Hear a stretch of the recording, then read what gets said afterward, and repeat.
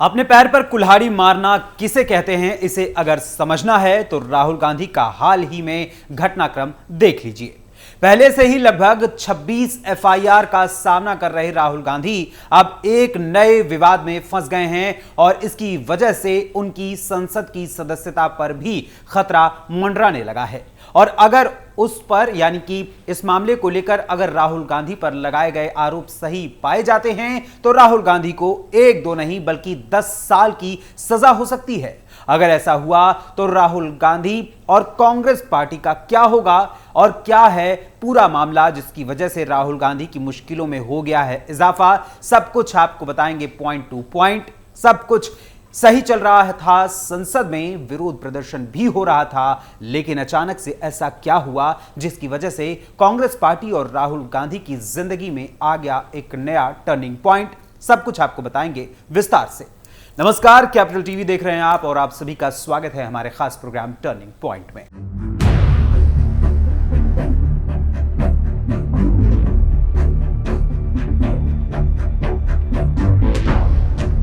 क्या राहुल गांधी की संसद की सदस्यता चली जाएगी? क्या राहुल गांधी को 10 साल की जेल होगी? ये वो सवाल हैं जो इस वक्त राहुल गांधी को लेकर सियासी गलियारों में गूंज रहे हैं। इन सवालों का जवाब आपको आज के हमारे शो में बताने की कोशिश करेंगे, लेकिन इन सवालों का जवाब जानने से पहले आपको पहले पूरा घटनाक्रम बताते हैं जिससे राहुल गांधी मुसीबत में फंस गए हैं। यह पूरी कहानी शुरू होती है एक बयान से, और बयान था देश के गृह मंत्री अमित शाह का, जिसके बाद ऐसा तूफान आया कि राहुल गांधी की संसद की सदस्यता को भी खतरे में डाल दिया।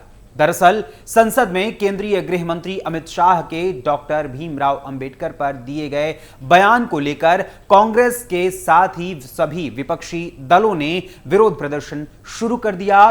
कांग्रेस के विरोध के खिलाफ सत्तारूढ़ बीजेपी के सांसद भी प्रदर्शन कर रहे थे। संसद में परिसर में यानी संसद का जो परिसर था वहां पर प्रदर्शन के दौरान हुई धक्का मुक्की। तो इस धक्का मुक्की में बीजेपी के 2 सांसद प्रताप सारंगी और मुकेश राजपूत घायल हो गए। दोनों को अस्पताल में भर्ती कराया गया। बीजेपी का आरोप है कि कांग्रेस सांसद राहुल गांधी ने उनके दोनों सांसदों को धक्का देकर गिरा दिया, जिससे वो चोटिल हो गए। हालांकि राहुल गांधी ने इन आरोपों से इनकार किया है। अब इस मामले में बीजेपी ने राहुल गांधी के खिलाफ केस दर्ज कराया है और सभापति जगदीप धनखड़ को चिट्ठी भी लिखी है। इस मामले में राहुल पर बीजेपी की महिला सांसद ने भी आरोप लगाया है, जिससे राहुल गांधी पूरी तरीके से असहज हो सकते हैं। इस बीच भाजपा सांसद अनुराग ठाकुर ने कहा, हमने दिल्ली पुलिस में राहुल गांधी के खिलाफ मारपीट और उकसावे की शिकायत दर्ज कराई है। हमने मकर द्वार के बाहर हुई घटना का विस्तार से उल्लेख किया है, जहां एनडीए सांसद शांतिपूर्ण तरीके से विरोध प्रदर्शन कर रहे थे।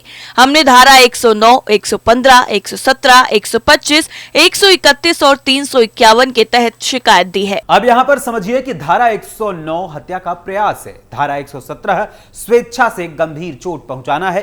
जानते हैं कि राहुल गांधी पर किस तरह के और कैसे केस दर्ज हुए हैं, लेकिन उससे पहले एक और गंभीर आरोप के बारे में आपको बताते हैं जो बीजेपी की महिला सांसद ने राहुल गांधी पर लगाया है।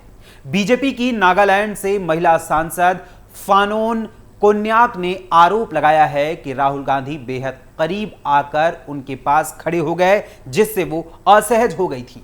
उनके अनुसार हम बेहद शांतिपूर्ण प्रदर्शन कर रहे थे, इसी दौरान राहुल गांधी आए और मेरे ऊपर चिल्लाने लगे। किसी महिला सांसद पर इस तरह चिल्लाना राहुल को शोभा नहीं देता है। मैं बहुत दुखी हूं और सुरक्षा चाहती हूं।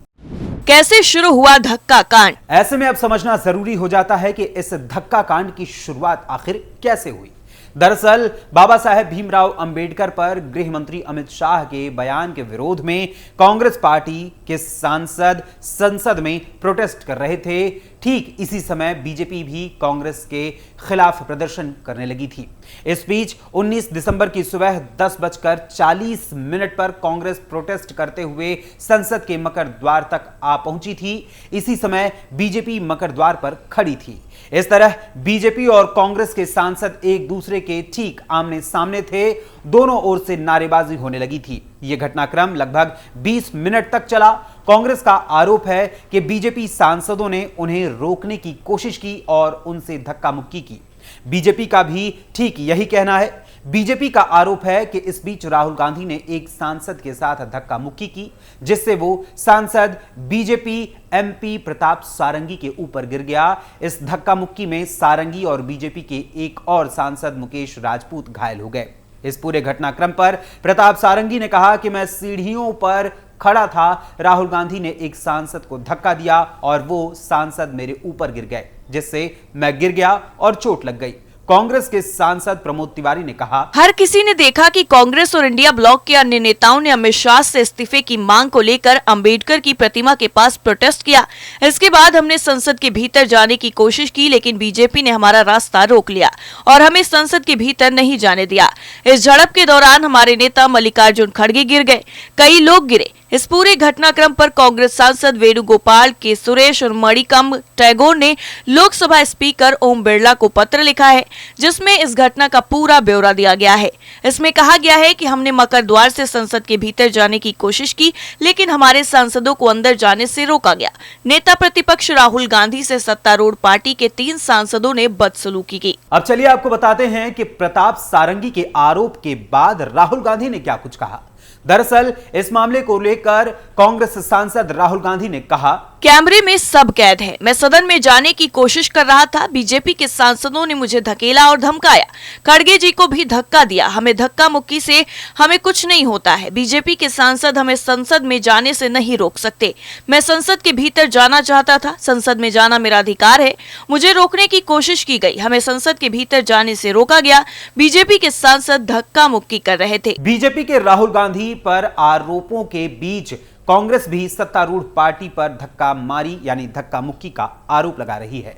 कांग्रेस अध्यक्ष मल्लिकार्जुन खड़गे ने कहा कि बीजेपी सांसदों के धक्कों की वजह से उनके घुटने में चोट लग गई है। खड़गे ने इस संबंध में लोकसभा स्पीकर को चिट्ठी लिखी है, जिसमें उन्होंने कहा है कि जब मैं इंडिया ब्लॉक के सांसदों के साथ मकर द्वार पहुंचा तो वहां बीजेपी सांसदों ने मेरे साथ धक्का मुक्की की। इससे मैं अपना संतुलन खो बैठा और जमीन पर बैठ गया। इससे मेरे घुटने पर चोट लग गई। मेरे घुटने की पहले ही सर्जरी हो गई थी। 10 साल की हो सकती है सजा। अब चलिए आपको बताते हैं कि आखिर कैसे और किस मामले में 10 साल की राहुल गांधी को सजा हो सकती है। दरअसल एडवोकेट अनिल सिंह के मुताबिक पहले इंडियन पीनल कोड की धारा 151 के तहत जो केस दर्ज होता था वो अब बीएनएस की 189(5) की धारा के तहत दर्ज होगा। यानी इसके तहत 5 से ज्यादा लोग गैर कानूनी तरीके से एक जगह जुटते हैं तो ये केस दर्ज होगा। सिंपल चोट लगने पर 115(2) यानी 115/2 और गंभीर चोट लगने पर 117/2 लगेगा। इन दोनों ही मामलों में 7 साल तक की सजा हो सकती है।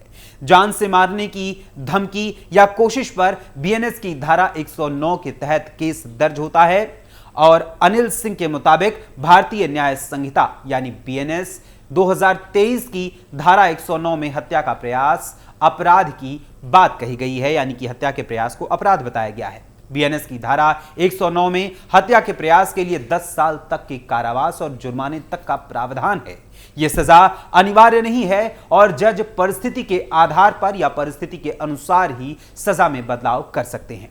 बीएनएस की धारा 110 के मुताबिक गैर इरादतन हत्या का प्रयास तब होता है जब कोई व्यक्ति जानबूझकर किसी की हत्या करने का इरादा नहीं रखता है, लेकिन वो जानता है कि उससे या उसके द्वारा किए गए कार्य से किसी को चोट लग सकती है या उसकी जान जा सकती है, फिर भी उसने सावधानी बरतने में लापरवाही की और उसके कार्य के कारण ही किसी को नुकसान पहुंचा हो। अगर किसी व्यक्ति को आरोपी के द्वारा किए गए कार्यों द्वारा केवल चोटें आती हैं, मृत्यु नहीं होती, तो उसे दोषी पाए जाने पर 7 साल तक की जेल व जुर्माना लगाकर दंडित किया जा सकता है। राहुल गांधी को क्या विशेष अधिकार? वैसे यहां पर एक ट्विस्ट भी है, क्योंकि संसद के सदस्यों को ये विशेषाधिकार मिले हुए हैं।